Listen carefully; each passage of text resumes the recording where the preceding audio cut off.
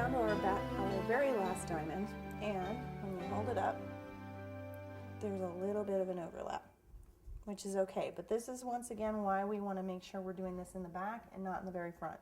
So we have a couple of options here. We can overlap it because it looks pretty and not worry about it. We can cut our diamond down. It really is up to you how you want to handle it. I think in this scenario, I am going to cut the diamond down, and how I'm going to do that is I'm going to look at some of my other cutters and see how they fit.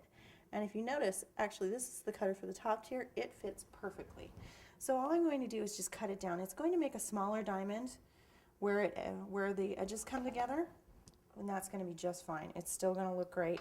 And once again, it is the back of our cake. So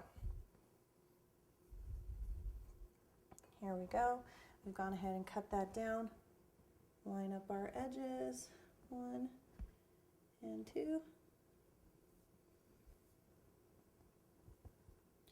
And there we go.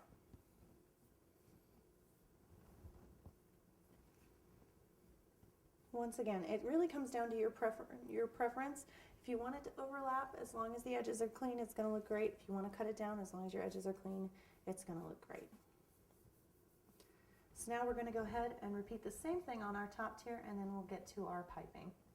So if you see any bubbles where maybe there was a little air in between your fondant and where it kind of stuck, once again, you can go back with that X-Acto knife, clean that up. It really is going to add a lot to the look of your cake. Make sure it's nice and clean. It only really takes a second. There we go. We're all the way around. Everything else looks great.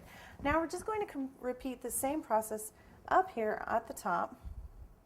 So we started with a blue diamond here, and I'm probably going to do the same here. And you can, measure if you want. But I like to kind of just eyeball things, make sure it's exactly where I want it to be. So all I'm going to do is just kind of figure out where this one is, work my way up to where I want it to be, and line it up in the center.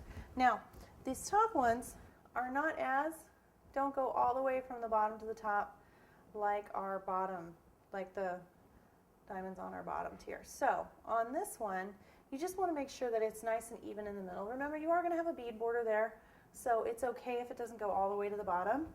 You just want to make sure that as you go around your tier, that you're keeping your diamonds placed all in the same place. Make sure that's really sticking down there at the top. There shouldn't be any kind of loose edges. All right.